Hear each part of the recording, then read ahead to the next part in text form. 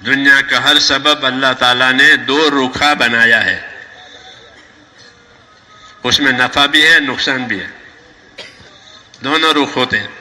دوا میں نفع بھی ہوتا ہے نقصان بھی ہوتا ہے، کبھی ریڈکشن ہو جاتا ہے، دوا کا الٹا اثر ہو گیا.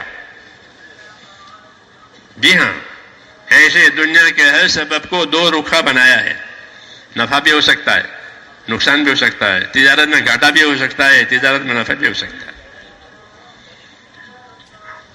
اس کے قبضے میں نہیں ہے، اللہ کے قبضے میں ہے. اس لیے کہا کہ چیزوں کا تعلق اور چیزوں کا یقین نہ ہو، چیزیں رکھو لیکن چیزوں کا یقین نہ ہو، یقین اللہ پر کرو.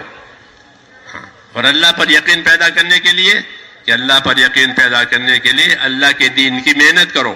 جب اللہ کے دین کی محنت ہوگی تو اللہ کا یقین آئے گا، نہیں تو اللہ کو بھول جائیں گے،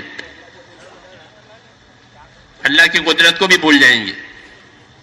آج یہ ہوا ہے کہ اللہ کو، اللہ کی قدرت کو، آخرت کو ہم بھول چکے ہیں. اس لیے زندگی کی ذمہ داریاں پوری نہیں ہو رہی ہے، اور جب زندگی کی ذمہ داریاں پوری نہیں ہوگی تو حالات بگڑ جائیں گے. پکی بات ہے، حالات اللہ بگاڑ دیتے ہیں ناراض ہونے کی وجہ سے، اور راضی ہوں گے تو حالات بنا دیں گے. لیکن ایک دم حالات نہیں بگاڑتے، پہلے اللہ اپنی بات پہنچاتے ہیں، اپنی طرف دعوت دیتے ہیں کہ میری طرف آؤ، میرے حکموں کی طرف آؤ، میرے دین پر آؤ. اس کی دعوت چلتی ہے، اس کی محنت چلتی ہے، کانوں پر آواز آتی ہے. ہاں، اگر دعوت کی طرح آ گیا، دین کی طرح آ گیا، ہاں، اور دین زندگی میں آیا تو اللہ تعالیٰ حالات کو دھیرے دھیرے بتائیں گے اور برکتیں دیں گے. کیا دیں گے؟ لوگ کہتے ہیں برکت. ہاں، کہ برکت، بے شک برکت دین میں برکت ہی ہے. دین میں بدلے بھی ملیں گے، برکتیں بھی ملیں گی، دونوں ملیں گے. اللہ بدلہ بھی دیں گے، برکت بھی دیں گے. کس پر؟ کہ دین پر. اس لیے دین کی دعوت دیتے ہیں کہ دین کی دعوت پر آؤ. دین پر آئے، دین کی محنت کی، دین سیکھا، اللہ تعالیٰ برکتوں سے نوازیں گے. تھوڑی محنت کرنی پڑے گی دین کی، تاکہ ایمان بنے، اعمال بنے، اخلاق بنے، نیتیں صحیح بنے. اتنی محنت کرنی پڑے گی، یہ دین کی محنت ہے. لوگ اس محنت سے گھبراتے ہیں اور نہیں کرتے، بات سن کے چلے جاتے ہیں. یہ عادت پڑی ہوئی ہے، بات سنی چلے گئے. حالانکہ بات اس لیے نہیں سنائی گی، بات تو عمل کرنے کے لیے سنائی ہے. جیسے اذان، کہ اذان نماز کے لیے سنائی ہے، کہ اذان ہوئی کہ نماز، دوسرا کام نہیں. دعوت آئی اللہ کی طرف سے، اب دوسرا کام نہیں ہوگا. حدیث شریف میں عائشہ رضی اللہ عنہ فرماتی ہیں کہ رسول صلی اللہ علیہ وسلم ہمارے ساتھ ہمارے گھر میں ہوتے تھے، ہمارے ساتھ باتیں کرتے تھے جیسے لوگ اپنے بیوی بچوں سے باتیں کرتے. لیکن اذان ہوئی کہ آپ اس طرح گھر میں ہم سے اٹھ جاتے تھے کہ گویا ہم کو پہچانتے ہی نہیں ہے. کہا اذان ہو گئی. کہ اذان کا یہی تقاضا ہے کہ اللہ کی دعوت ہے یہ، کہ اب دوسرا کام نہیں ہوگا. تو اللہ اپنی دعوت دیتے ہیں اور اپنی طرف بلاتے ہیں.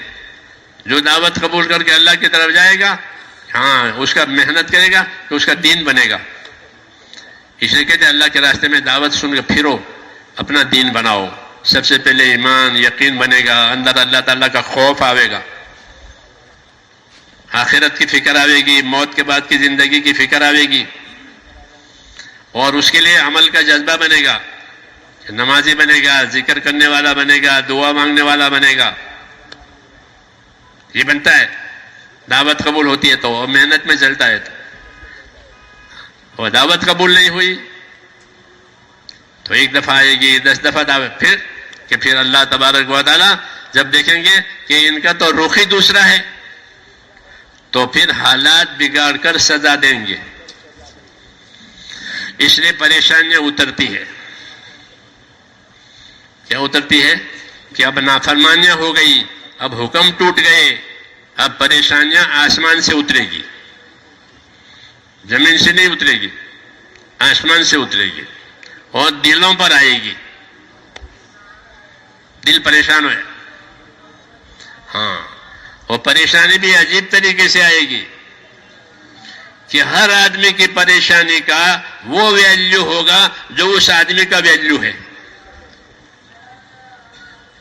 لاکھ والے کی پریشانی لاکھ جیسی ہوگی، کروڑ والے کی پریشانی کروڑ جیسی ہوگی، کیونکہ اس کا ویلیو کروڑ کا ہے. جی ہاں، یہ اللہ کی قدرت ہے. اس لیے وہ اپنے آپ کو پریشان کر لو کہ آپ تو لاکھ پتی ہیں، آپ کو کیا ہے کہ تم نہیں جانتے میری پریشانی کو. یہ کہتے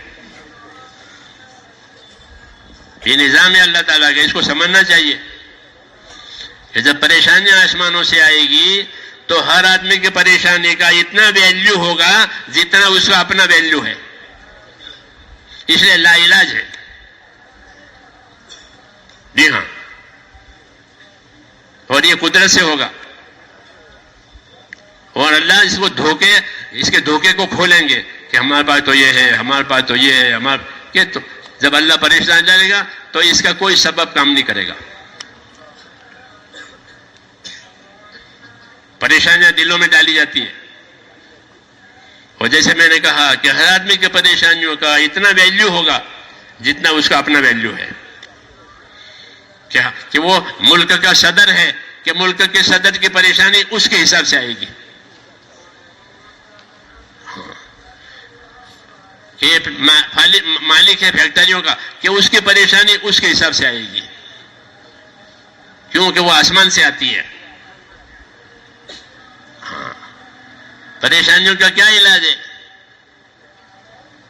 ہمارے حضرت مولانا محمد یوسف صاحب رحمۃ اللہ علیہ فرماتے تھے کہ پریشانیوں کا علاج اپنے دین کے لیے قربانیاں.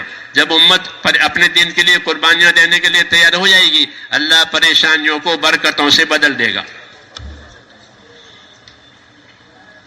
یہ فرماتے ہیں کوئی رواجی علاج کرو گے کہ رواجی علاج اور پریشانیاں کرائے گا. یہ اصلی علاج ہے کہ پریشانیاں اللہ کی طرف سے آئی ہے، اللہ کی طرف آ جاؤ. تو دلوں میں پریشانیاں پڑتی ہے. اب دل پریشان ہے کہ کیا کروں، کچھ سمجھ میں نہیں آتا. تو پھر کیا علاج کہ توبہ کرو. کیا کرو؟ اللہ کے سامنے توبہ کرو، اپنے گناہوں کو اللہ سے معاف کرواؤ. جب گناہ معاف ہو جائیں گے حالات بدل جائیں گے. یہ دعوت ہے. نوح علیہ السلام کو بھیجا اللہ نے اور انہوں نے قوم کو دعوت دی کہ اللہ کی طرف آؤ، اللہ کی عبادت پر آؤ، حق پر آؤ. نہیں مانی بات تو دنیا کی پریشانیاں آئی، مالوں میں، اولادوں میں، زمینوں میں پریشانیاں آئی. پریشان ہو گئے. فرمایا پریشان ہو گئے نا، دیکھو اب میں پریشانی کا علاج بتاتا ہوں کہ تم اللہ سے اپنے گناہ معاف کرواؤ کہ اللہ ہمارے گناہوں کو معاف کروا دے. جب اللہ تمہارے گناہوں کو معاف کر دے گا تو تمہاری پریشانیاں اٹھ جائے گی، اور جو نعمتیں ہاتھ سے چھینی گئی ہے اللہ دوبارہ اور دے گا بڑا چڑھا کر کے. یہ علاج ہے نبوت کا.